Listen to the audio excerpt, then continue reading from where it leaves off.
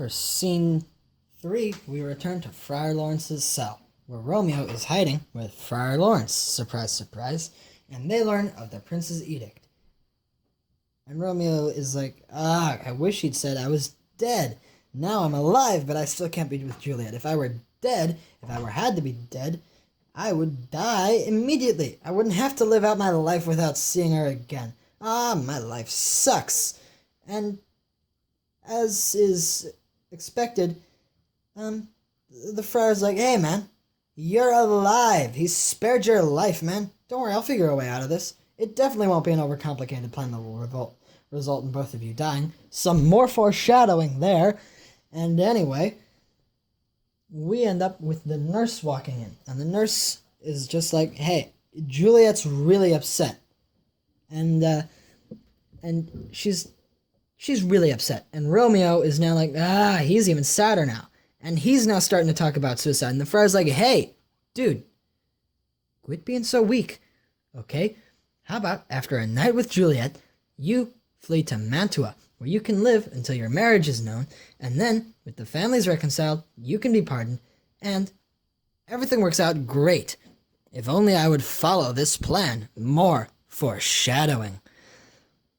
And so Romeo decides, okay, yeah, that sounds like a great idea. And so he leaves to see Juliet. And the nurse goes with him. And the friar's just kind of like, well, I'll stay here, I guess. And now we find that Juliet is grieving a lot. And Capulet is noticing. And he's like, hey, you're grieving way too much. I understand. You've got a right to be sad. Your cousin, Tybalt, is dead. Way dead. But that's still way too much grief for just one guy dead. He doesn't realize she's also upset about Romeo's banishment, because Romeo is now also knocked out of the picture.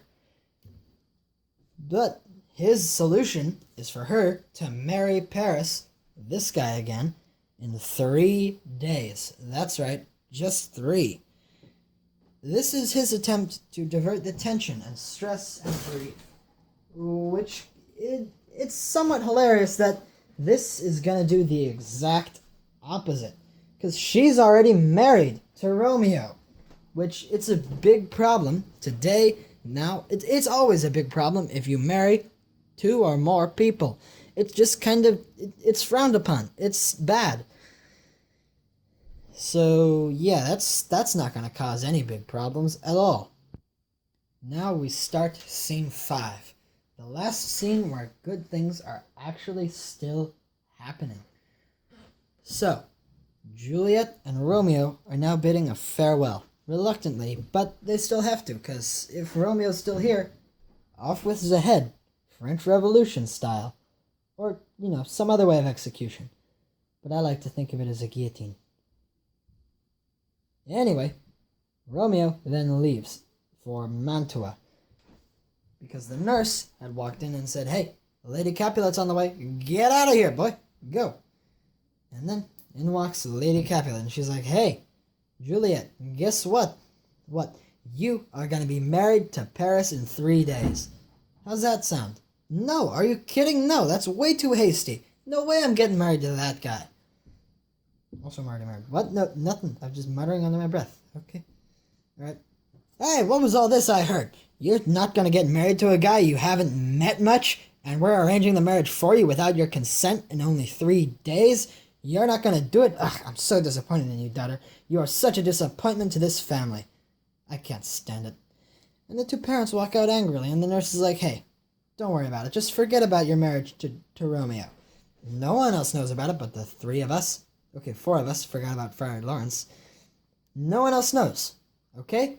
It's completely fine. Just forget about it, alright? Marry Paris. It'll be a lot better. Okay, bye. And so she decides, I'm gonna get some help from Friar Lawrence. Which, should have been the right idea. But it's not gonna work out for anybody. She leaves. And the scene ends. Now Act 4 begins with Scene 1. Paris is talking to Friar Lawrence about the upcoming wedding. And in walks Juliet, quite inconveniently.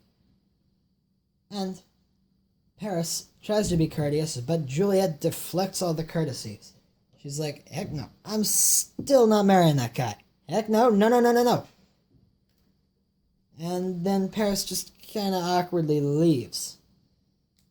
And then the friar talks with Juliet, and she's like, I don't know. How do I get out of this, Father? Seriously. Okay, so, your talk about suicide gave me an idea. How about I give you a potion that'll make you seem to be dead for a few days. You'll be put in the family crypt, and then Romeo and I will be in there when you awake so we can flee off to Mantua. Well, so you guys can flee off to Mantua. I'll just head back here.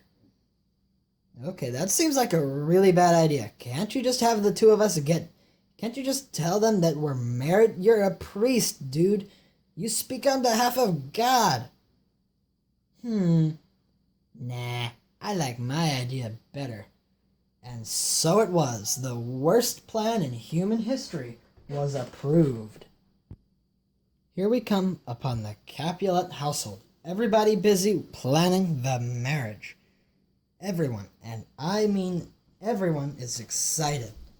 And so, in walks Juliet, and she apologizes to her father and agrees to marry Paris.